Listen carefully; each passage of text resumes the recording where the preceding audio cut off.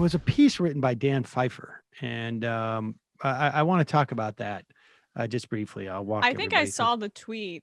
Yeah, but not the piece or the. I knew. I mean, it's from not seeing that it I'll was not walk. worth I'll walk clicking. us through it. It's not a terribly complicated piece, but it is like, sort of. I think it does capture the moment where we're at in terms of like Democrats. And I think it does also speak to like, one of the aspects of Democrats that I think it's easy to overlook. This is not to make an apology for them, but their just sheer weakness and poor understanding of the moment. Um, a lot of times you cannot discount stupidity and incompetence in any analysis of anything at any time. I mean, I think that's, something that people often overlook. Usually the simplest explanation and often the correct one. That has been my experience in just about every endeavor I did. I mean, I remember being in Air America where people would write in going like, you must have a mole there. And I'm like, you know what? It's perfectly legitimate assessment from someone from the outside because it's hard to imagine this level of incompetence. But I've never been in any context where I haven't been amazed at the level of stupidity and competence of people who are in charge of endeavors that you just presume like, oh, of course, there's hundreds of thousands, if not millions of dollars associated with this. And these people have moved up the corporate ladder, et cetera, et cetera. And so you just assume competence, but it's not the case. And I'm sorry, were you talking about me? No. I mean, I may have been, but I wasn't doing that consciously, Brandon. My inability to keep my headphones connected to my laptop. I mean, the headphones, the lack of a stand. I mean, come on. The stand thing is pretty basic. Like if you can't hold up the microphone, you get a stand.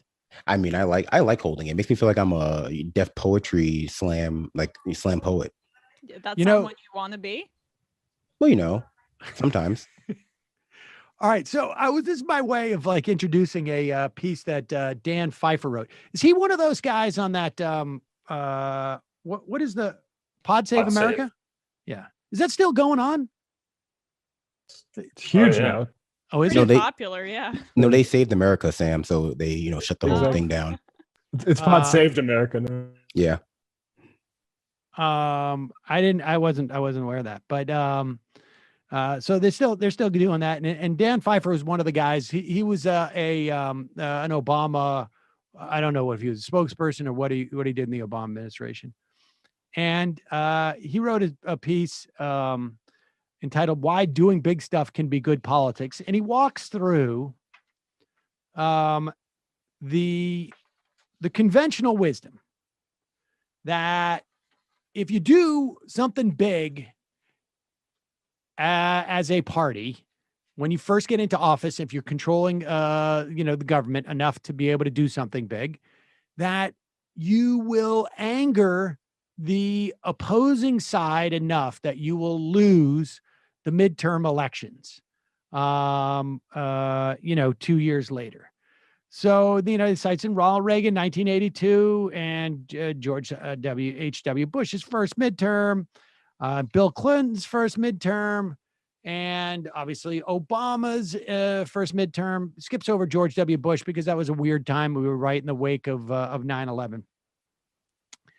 And he goes on to say that this is the sort of the type of policies that produce a backlash. And he lists them. When they impose near-term visible costs. This is apparently he got from a political scientist guy named Patashnik. When they impose near-term visible costs, such as tax increases, when they threaten the social identities of groups, say religious beliefs, when they generate resentment about the provision of benefits to undeserving groups, I mean, generally like probably Black people or people of color, when they challenge the power groups that are highly dependent on or attached to existing arrangements, that could be like people who, Social Security, when policies don't represent the views of average voters. And so this goes through that.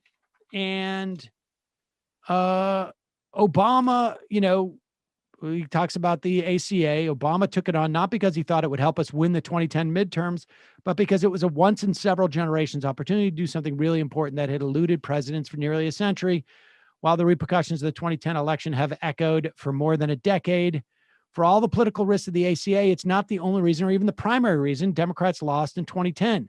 If you don't believe me, ask more than a half dozen Democrats who voted for the ACA and lost their seats that fall. He goes on to make these examples.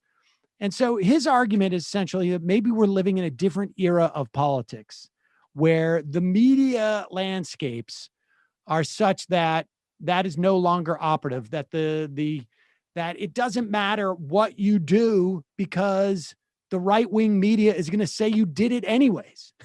And so you're going to, their base is going to be motivated. You need to motivate your base. I'm not even sure you need the media part of that mechanism, but if this is an argument for Democrats, but what's interesting to me about this is that it's a guy who was involved in the Obama administration, basically saying that in his mind, or at least this exercise is about him thinking none of this is ideological. It is all just like bad strategy. Brandon, what's your thoughts on that? Well, I mean, I think it's both, right? I think the Democrats have chosen to weaponize a bad strategy of, centrist conciliatory politics, preemptively, what's I'm looking for? Preemptively resolve meeting in the middle with Republicans before even coming to the table with their demands.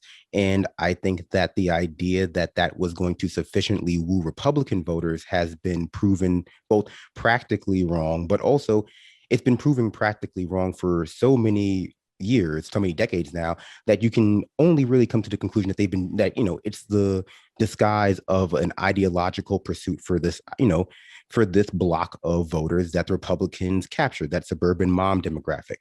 I think, where insofar that I think Dan Pfeiffer is right, is that there has been a change in politics in the sense that I think the Democrats, since Bush, Bush the Lesser, have abandoned consensus making, consensus building. They have decided that, the issue with the ACA is that people didn't want it, when I think you could argue that it was sold very poorly. I think that there was a time where the Democrats were very, Democratic media, Democratic aligned media was very excited about the idea that, Republicans don't know the difference between Obamacare and the Patient Protection Affordable Care Act or whatever, or they think there is a difference or something. And to me, that was more of a failure on the part of Obama, a failure on part of like the leadership of the Democrats to not use that bully pulpit to make it very clear what this thing was and how it was helping people.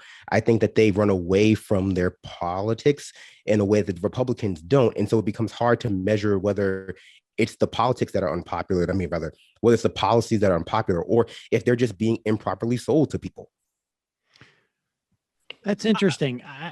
My experience was that with the ACA, I think they did missell it in many respects. I think they oversold the affordable part and not the patient protection part. And they've come around to that.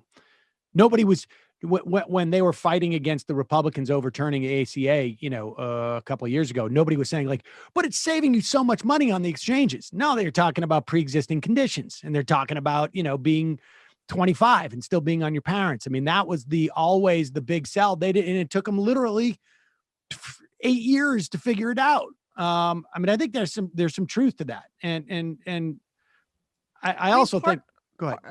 But part of what I think caused them to be unable to sell the ACA was the fact that it was needlessly bureaucratic and convoluted. Like, what could have made the policies more marketable would have been a straight single payer program that would have gone bigger and made things more simple. And so, that's my read on it. I'm looking at this piece now. Basically what Dan Pfeiffer cites as the lead off to his piece is he cites a tweet from Politico reporter Jake Sherman.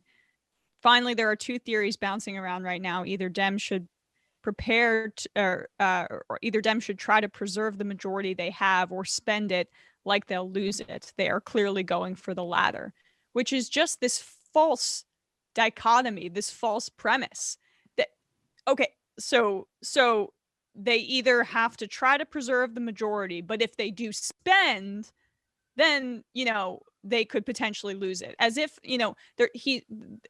this is and I mean, he's just the reporter. He's citing what he's hearing in Democratic circles, but Right. they're literally drawing connections out of thin air when it's probably just the ebbs and flows of politics, and also the fact that Democrats have been scared of their own shadow and haven't been able to market themselves because of the bureaucracy and the technocratic nature of what they've proposed for the past decades. I mean, well, first off, with the ACA, they could have not sold the affordable part of it that much anyways. They could have forefronted the patient protection parts and said, look, we're going to make insurance now actually function like it should be, like insurance.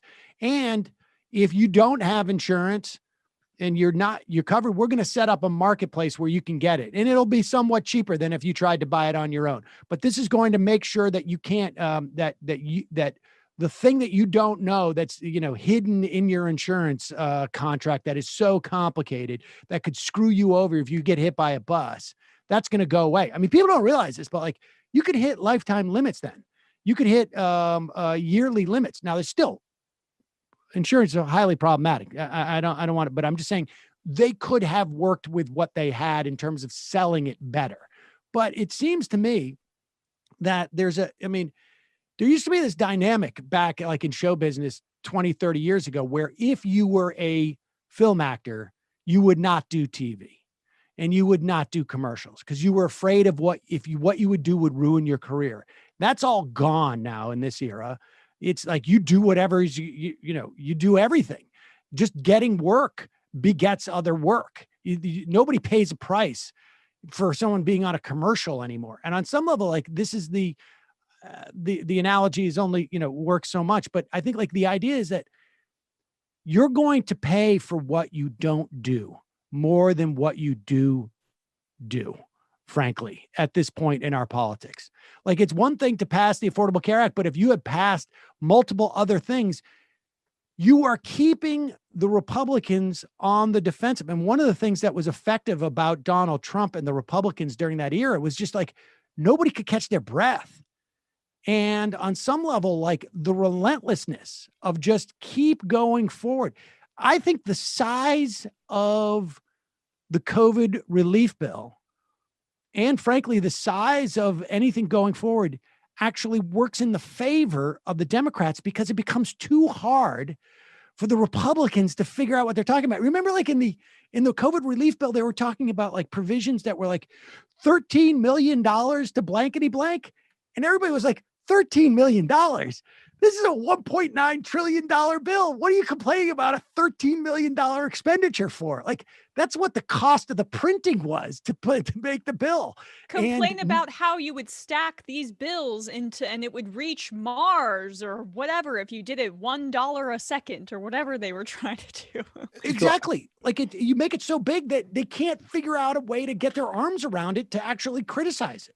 So I think that's a good point, both, the size of the bill and also what Emma was saying earlier about the single payer being sort of stripped out and, of the ACA and PPACA rather, who's deciding what's big, right? Who's deciding, I think, what constitutes as big enough to, constitute something willingly contributing a backlash if we concede that the right-wing media is going to treat everything as though it's huge, right? There should be a measure of excess in that case to measure what is going to be a right-wing fear campaign anyway.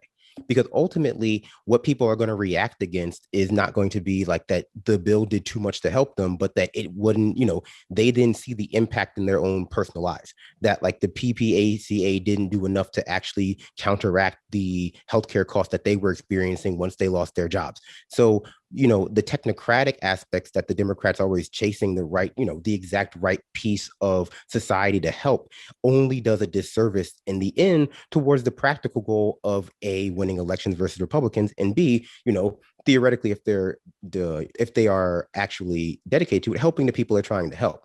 So I think when it comes down to Dan Pfeiffer's criticism, it concedes too much to the Republicans in the sense that like keeping things the same does not constitute a big decision, because it's like, okay, well, deciding to expand Medicare is this huge bill, whereas allowing people to continue to die at a rate due to pre-existing conditions that is unique to the world is simply the way things are. So it can be treated as like a normal standard quo, right? So I think, status quo. So I think, part of reshaping this conversation is to not necessarily concede that the ACA was a big bill, but that it was, a small stopgap to solve a big problem that still exists. It's almost like the Democrats have to build in their own golf handicap to like counteract how the Republicans are going to message against it by going bigger and trying for more in order to, I guess, I don't know, make sure that it kneecaps any Republican effort against it. I don't know. I don't know. I mean, I think if you look at the ACA, if you look at that bill as the patient protections and as an expansion of 10 million people for Medicaid, the thing looks a lot better, right? I mean, the problem was that they oversold it as something that was actually sort of, and because it is a big deal. I mean, to add 10 million people to Medicaid and to change, to highly regulate that insurance product, and create that expectation is a big deal. The problem is that they focused on the one part of it that, it only impacts 10 million people in terms of their insurance. Like you say, it doesn't, the only thing that impacts everybody is the patient protection part. Everything else is just completely, it doesn't affect me. And I think you also hit the nail on the head earlier, Sam, when you said the Democrats don't do enough like big things like this. And so I think a part of that becomes when they do a big thing like the ACA, they become overly wed to it. And it becomes something that, hey, I thought Obamacare was a stepping stone to universal coverage in a sort of single payer way. That was how I remember being sold at the time. But because the Democrats, they made it incredibly weak in terms of not only the way it was sold, but what it fully does. We're going to constantly be on the defensive to preserve something that was supposedly just going to be a for now thing. And, because it was the last thing Democrats can really point to that say like, hey, this helped a bunch of people. Yeah, I mean, that's such a good point because it's almost like the structure in itself is just so flimsy, and it's a tent and that people were sleeping in and the house was promised, and yet we're over a decade later and we're still sleeping in that tent, and it's moldy and wet and damp, and we still have to pretend that it's sufficient. Turns out to be made out of canvas, and so if you touch it when it rains, it leaks. But there is good tent knowledge, Sam. Very good. Thank you. You got to be old to know about a canvas tent. Jeff Stein wrote a piece, I guess this is 2 days ago, about the two sort of forces that are amassing in the second tranche of the infrastructure bill, right? Like the first tranche is what we've been debating as to whether or not this is really infrastructure and blah, blah, blah. The second tranche has to do more like with helping people. And this is where, and there's some debate as to whether or not they're going to bring these bills together in reconciliation to make it a more must pass, which I hope they do, because I think like the second part of this is going to get lost. But there is a battle that is, at least Jeff Stein characterized it as being between Pelosi and Sanders.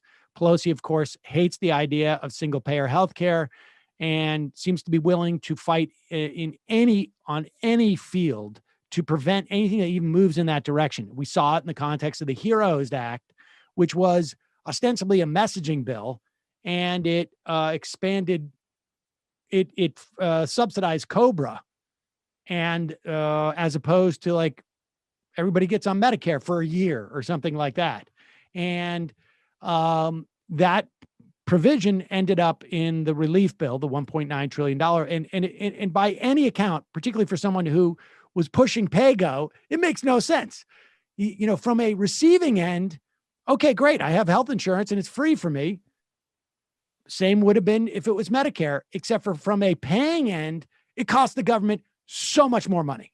And this is a person who champions PAYGO. So she really, really, really, really doesn't want there to be a government run health insurance program for everybody. And You so can't show it's possible. You can't show it's possible in a crisis situation to provide people with healthcare because God forbid we move forward with single payer. that's literally like what she that's said. what they said. So And, we'll do a program that sucks that costs 4 times more. Yeah. No, And but in the next sort of like tranche of the infrastructure bill, the question is, do you sink more money into the ACA, keep propping up the subsidies, maintain the subsidies that are there now so that you're paying off the health insurance industry, but it's really not ultimately about the health insurance industry in my mind. Or do you, let's say, drop Medicare to 55? And I think that's easy. And, there's different cohorts of people who are being helped here. That's true. And that's going to be the argument that they make. Like if it's the ACA, you're getting people throughout their age, theoretically, broader health insurance, as opposed to just 55 and end up with Medicare. But this is going to be the big battle, I think, that we're going to see in that tranche, if that tranche is even real. Oh, yeah. And let's go ahead, Brandon. No, I was just going to say I agree, and I think that ultimately there's been a concerted effort, not just with healthcare and health insurance during the pandemic, but with basic necessities all across the board to prevent people from being able to disaggregate their ability to afford to see the doctor from being employed. And I think that both Pelosi and Sanders are quite I think they're both savvy enough to understand that if we can get through the pandemic without making real strides towards single payer, towards like everyone being under a government program, then this is sort of like, not to be crass, but the Sandy Hook moment for that. Like, it becomes increasingly unlikely that we'll ever be able to pass healthcare legislation if we made it through this pandemic and people still weren't able to like get it.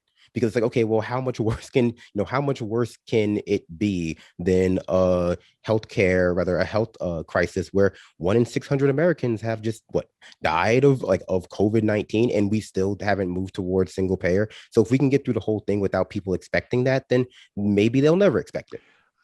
I gotta say, I have always hesitated to make that connection because of that reason. It's just like, this is not, there's no way it's going to be a 12-month fight to get this. And regardless of what it is, a single payer, that's just not happening. And it has never been that, clearly we needed to come up with a solution of what happens when you lose your job and where you are in health insurance. And for me, putting people on Medicare, emergency Medicare, would have been the best solution. But I've always been nervous about rhetorically putting it through there because of what you just said, is that, we need a Medicare for all, a single payer system, for a multitude of reasons. And the pandemic may be one, but I don't think like tying it towards that pandemic was ever because you're basically training people like, well, if we can get through this with just COBRA subsidies, then we've got, the crisis over. And the point is like, no, there's an ongoing crisis that is here, that does not wax or wane regardless of what the broader, a momentary emergency. Well, yeah, I mean, we were always in a healthcare crisis in America, and a health coverage crisis in America because people lacked it. But I think prior to the pandemic, prior to the economic recession and, mass layoffs that came with the pandemic, it was easier for, the response to, well, what should I do about health insurance if I lose my job, to be, well, you shouldn't lose your job, or you should, you should have another job lined up before that happens. It can to single people out as being responsible for their choice to lack in healthcare and subsidize themselves with COBRA or something. But I don't know. I think that may be the case, but I don't know. Like, during the aughts when this came up, when it, like leading it to 2008, there was a crisis in 2008, but this was already pretty settled that we needed to deal with healthcare.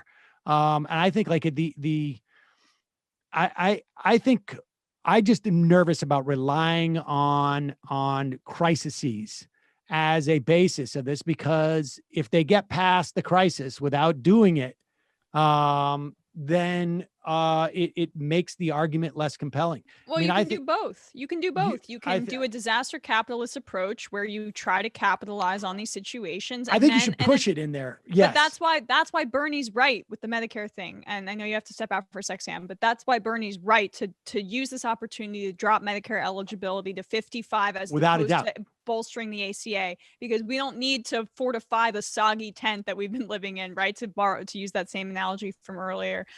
We need to build a framework for the house, and dropping the eligibility does that. And frankly, it also bolsters the ACA. It's going to make the risk pool for ACA smaller and theoretically more healthy. Older people tend to be sicker, but you could also just sort of say, like, we'll also take, I mean, I wouldn't want to take necessarily sicker people, from younger population is going to put too much stress on Medicare unless you get everybody involved. But it can be sold that way. But this is going to be a big fight.